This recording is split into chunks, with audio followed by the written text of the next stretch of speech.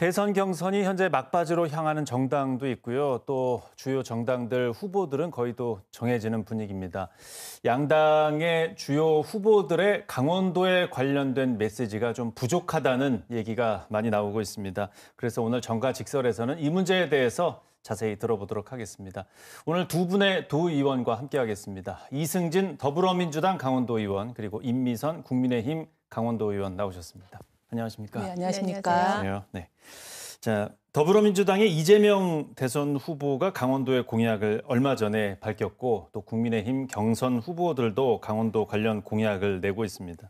일단 민주당의 강원도 공약부터 좀 말씀을 들어볼까요? 네. 어제 이재명 후보가 최종적으로 이제 후보로 확정이 됐고요.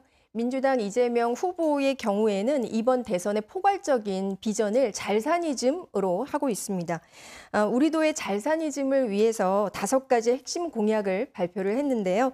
미래산업 선도도시, K문화관광 벨트 구축, 안전한 강원을 위한 시스템, 수도권 연결, 교통망, 그리고 강원특별법 3차 개정을 통한 자치권 확대를 약속을 했습니다. 제가 이 자리에서 이재명 후보의 공약은 믿어도 된다. 이런 말씀을 좀 강조를 드리고 싶은데요.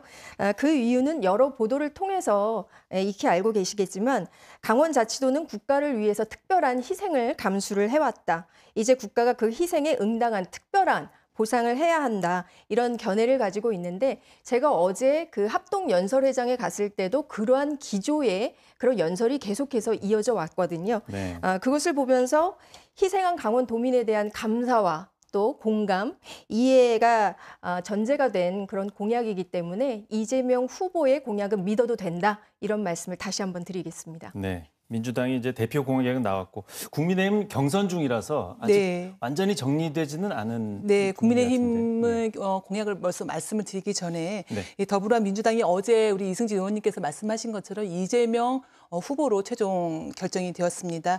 1강 구도 1극 체제라는 것을 다시 한번 확인할 수 있는 시간이었는데요. 이재명 후보는 일찌감치 사실상의 대선 후보로 뛰어왔던 만큼 이미 본선 체제로의 지역 공약을 줄곧 내세워 왔습니다. 그럼에도 이재명 후보의 강원도 대표 공약을 보면 전 정부에서 이미 추진하고 있었던 현안 사업에 그저 크게 새로운 것이 없어 보이고 또 안전한 강원 구현이라는 추상적인 공약에 불과하고 또한 뭐 특별한 보상이라고 하는데 이재명 후보의 포퓰리즘식 공약이 아닌가라는 생각이 듭니다. 반면 국민의힘은 아시다시피 경선 결과까지 아직 갈 길이 멉니다. 내일 과반이 넘는 후보가 정해지지 않으면 2명의 후보가 다시 결선을 진행을 해야 하거든요. 그렇기 때문에 현재는 당 차원에서의 공약보다는 각 후보자 그 캠프에서의 개별 공약이 나오고 있는 상황입니다. 앞으로 국민의힘 본선 후보가 정해지면 더욱 세부적이고 특별한 강원도만의 그 공약을 기대하셔도 좋을 것 같습니다. 예, 일단 강원도 행정부에서도 지금 공약 과제를 만들어서 제출을 했습니다. 각 정당에. 이 공약들은 좀 어떻게 보십니까? 네, 지난 20대 대통령 선거를 먼저 말씀을 좀 드리겠는데요. 추진된 강원도 공약은 민선 8기 강원도정 공약에 반영이 되어서 도 자체 분석 결과 80% 이상이 이행 중이라고 합니다. 그중에 GTS 비하고 용문 홍천 광역철도 SOC 사업 그리고 이 모빌리티 산업과 같은 부분은 지역 현안 사업으로서 중단되지 않고 추진돼야 하는 핵심 과제입니다. 앞으로 반도체 바이오 헬스 7대 미래 산업은 강원의 산업지도 재평과 그리고 미래 먹거리 사업의 속도를 낼 필요가 있겠고요. 특히 강원특별법 3차 개정안에서는 그간 그 중앙부처와 협의가 어려웠던 이 특례 부분을 반드시 이번 공약에 반영되어야만 합니다. 관건은 바로 공약의 실현 가능성인데요. 사실 강원도는 선거 때마다 매번 이렇게 특별한 관심을 받아왔지만은 이 선거가 끝나면 다시 수면 아래로 내려앉기가 일쑤입니다.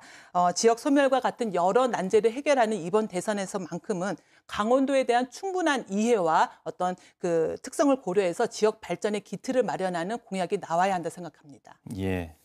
강원도에서 나온 제시한 공약과 그리고 뭐 지적하신 부분에 대해서 짧게 말씀 부탁드립니다. 네, 임미선 의원께서 말씀하신 부분에 지역 현안과 또 수건 사업을 지자체가 가장 잘 알고 있다고 생각을 합니다.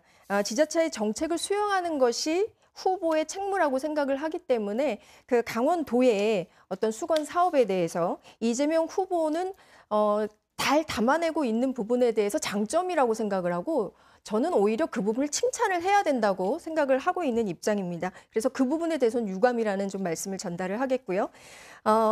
제가 도 공약을 검토를 하면서 도지사에게 좀 아쉽다 이런 부분을 짚고 싶은 것은 예를 들면은 강력하고 명분이 기반이 된 그런 새로운 과감한 공약이 좀 눈에 띄지 않는다라는 생각이 듭니다. 예를 들면 하나만 말씀을 드린다면 우리 도가 산림 면적이 80% 이상인데 전국에서 가장 높습니다.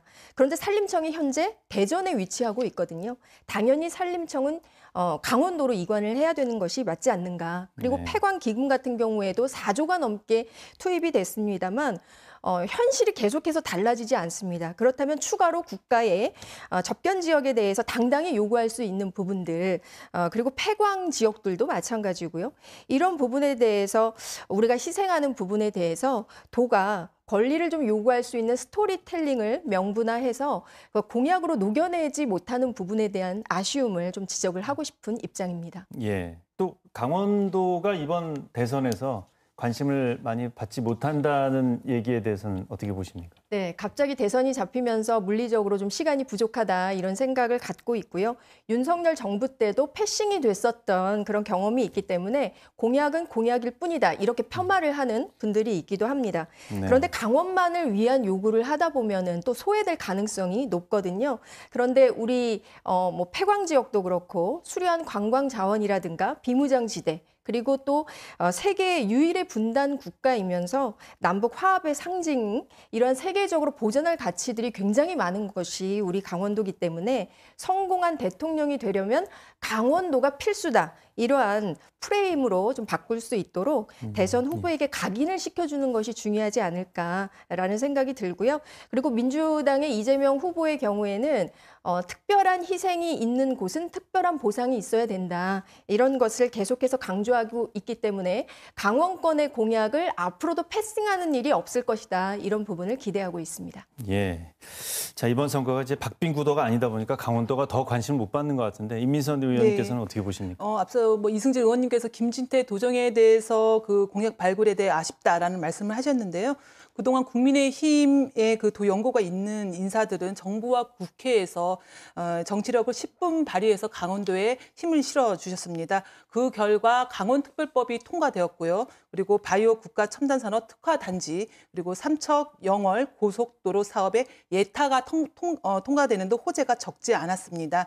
아시다시피 이번 대선은 탄핵 사태에 따른 조기 대선인 만큼 여야 모두 시간이 그리 넉넉하지 않습니다. 내일이면 선거일도 35일밖에 남지 않았는데요. 네. 다만 조기 대선의 흐름 속에 전 정부의 기조 아래서 추진되어 있던 그 강원도의 주요 현안 사업들이 좌초되거나 또 폐기되지 않을까라는 도민의 우려가 있는 점도 우리가 고민해야 될 부분이 아닌가 싶습니다. 예, 이제 정확히 35일 남았는데요. 각 정당이나 정치권에서는 강원도의 공약을 어떻게 하면 좀 더 반영을 시킬 수 있을지를 고민해 봐야 되겠습니다.